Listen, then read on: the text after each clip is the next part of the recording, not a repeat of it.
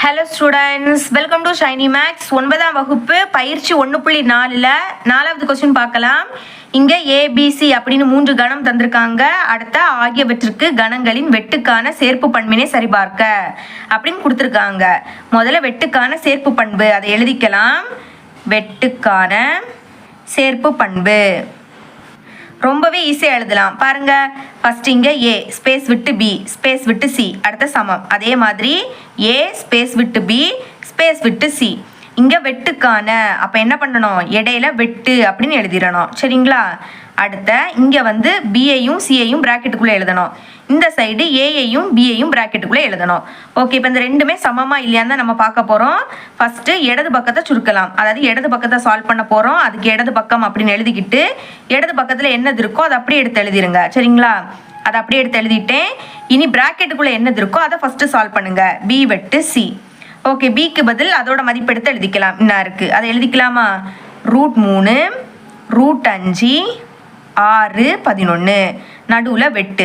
இனி சிக்கு பதில் அதோட மதிப்பு எடுத்து எழுதிக்கலாம்.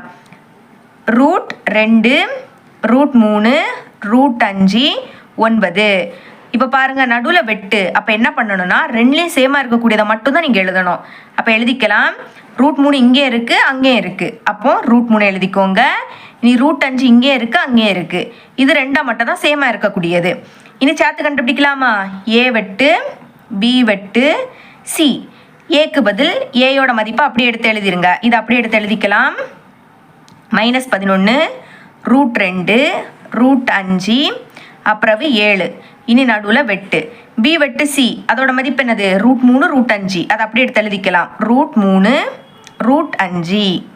இனி பாருங்க, நடுவில் வெட்டு. அப்போ சேமாக இருக்கக்கூடியதை எழுதணும். இங்கே √5 இருக்குது இங்கே √5 இருக்குது. அப்போ ஒன்று தான் ரெண்டுலேயும் சேமாக இருக்குது. அதை அப்படியே எடுத்து எழுதிக்கலாம். இதை வந்து சமன்பாடு 1 அப்படின்னு எடுத்து எழுதிடலாம். இனி வந்து வலது பக்கத்தை சால்வ் பண்ணலாம். அதுக்கு வலது பக்கம் அப்படின்னு எழுதிக்கிட்டு வலது பக்கத்தில் என்னது இருக்குது? ஏ வெட்டு பி வெட்டு சி. அதை அப்படியே எடுத்து எழுதிருங்க. ஏ வெட்டு பி வெட்டு சி. இப்போ ப்ராக்கெட்டுக்குள்ளே என்னது இருக்குது? ஏ வெட்டு பி. அதை தான் ஃபஸ்ட்டு சால்வ் பண்ணணும். ஏக்கு பதில் அதோட மதிப்பு எடுத்து எழுதிக்கலாம். இது கொஸ்டினில் அப்படியே கொடுத்துட்டாங்க. -11 √2 √5 7 நடுவில் வெட்டு. இனி பிக்கு பதில் அதோட மதிப்பு எடுத்து எழுதிக்கலாம். √3 √5 6 11. ஓகே, நடுவில் வெட்டு. அப்போ ரெண்டுலேயும் சேமாக இருக்கக்கூடியதை மட்டும் தான் நீங்கள் எழுதணும். எது சேமாக இருக்குது? இங்கே √5 இருக்குது இங்கே √5. அப்போ √5 எழுதிருங்க. ஒன்று தான் சேமாக இருக்கக்கூடியது. இனி மொத்தமாக சேர்த்து கண்டுபிடிக்கலாம். ஏ வெட்டு பி வெட்டு சி. ஏ வெட்டு பியோட மதிப்பு என்னது? √5. அதை அப்படியே எடுத்து எழுதிக்கலாம். இனி வெட்டு.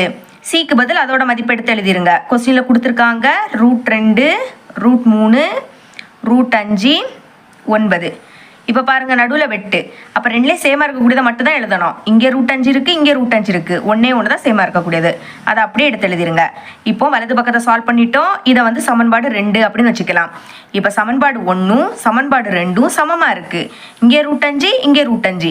அப்போ ரெண்டு சைடும் சமம்னு நிரூபிச்சிட்டோம். அதனால் therefore அப்படின்னு எழுதிக்கிட்டு இந்த பண்பை அப்படியே எடுத்து எழுதிருங்க. ஏன்னா இதுதானே சமம்னு நிரூபிச்சிருக்கோம். அதனால் அதை அப்படியே எடுத்து எழுதிக்கலாம். ஏ வெட்டு பி வெட்டு C is equal to A வெட்டு B வெட்டு C என்பது நிரூபிக்கப்பட்டது. இந்த மாதிரி எழுதிருங்க. இவ்வளோ தான் அந்த சம். இது உங்களுக்கு கிளியராக அண்டர்ஸ்டாண்ட் ஆகிருக்கும் நம்புறேன். தேங்க்ஸ் ஃபார் வாட்சிங்.